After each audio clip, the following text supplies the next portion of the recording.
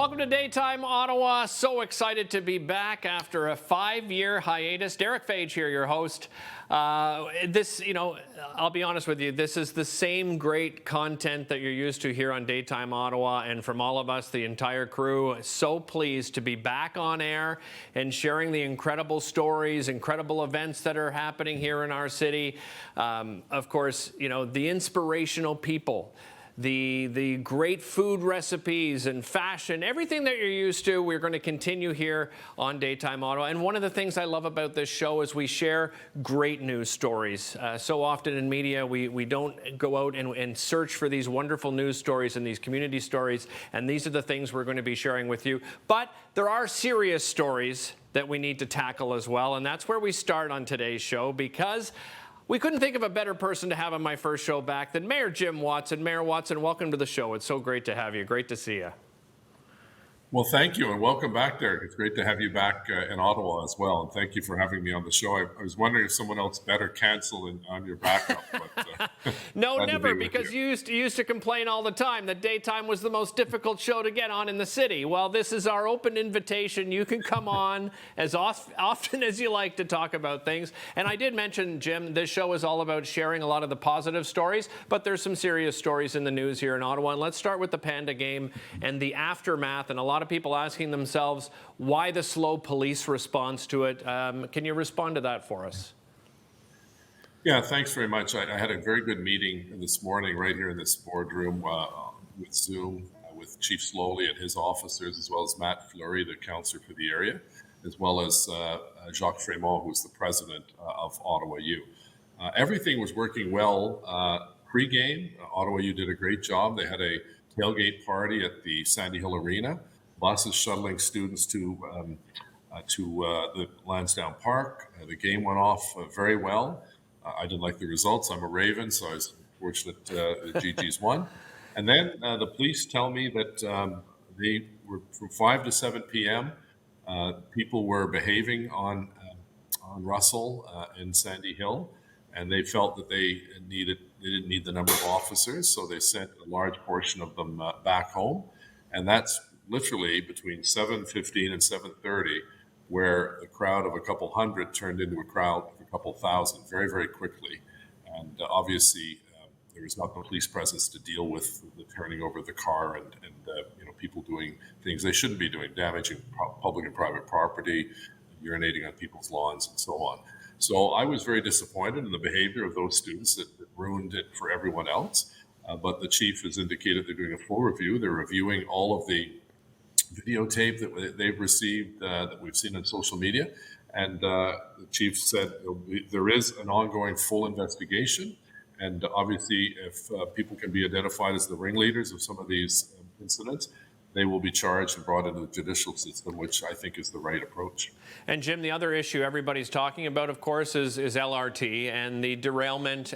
There's some rumors out there, and I know you spoke to Sam Laprade on the Sam Laprade show, talking about those rumors that perhaps, that we're going to be without light rail longer than many people assumed. Your answer to that?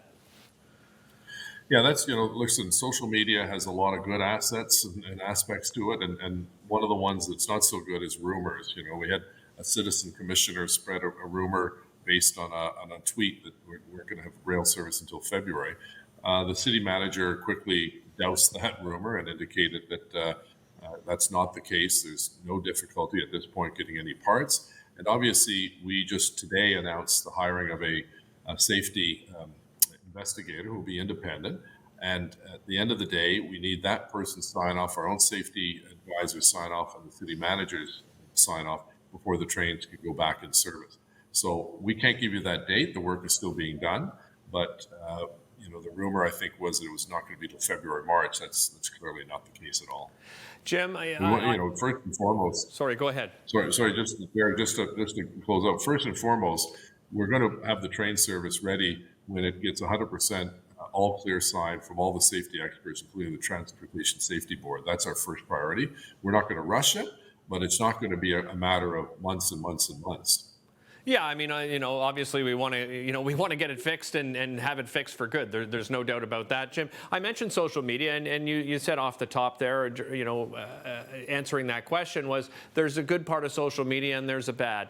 And I wonder for yourself and other members of City Council, just the toxicity of social media and how you deal with that, because being someone that's a public figure, I've gone through it myself as well, but nothing to the extent that yourself and other members of council have gone through.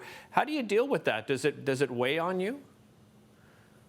It does, like from time to time I get sort of homophobic slurs directed my way, and accusations about everything under the sun, a lot of misinformation. It's unfortunate that there are some people, both politicians and non-politicians, that use social media to attack people all the time. And I saw, you think of Catherine McKenna, who was attacked nonstop, called every name in the book, sexist comments and so on. Look at, I have about 160,000 followers. There's probably about 400 of them that are the same ones that attack all the time, or they're, fake accounts with no followers or one follower. You got to develop a bit of a thick skin. I end up muting some people who are just over the top, rude and insulting. I don't mind if people have strong opinions on something I've said or done, or a policy or an action or inaction.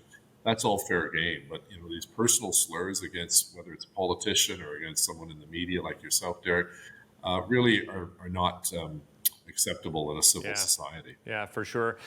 Jim, I think you've handled yourself, and council has handled themselves well. And, I know I'm going to get criticism. Oh, you didn't throw out too many difficult questions for Jim. I threw out the questions that are necessary. We talked about the important things, and we'll continue to do that, Jim. And really appreciate your time today. Thank you very much, Mayor Watson, for joining us.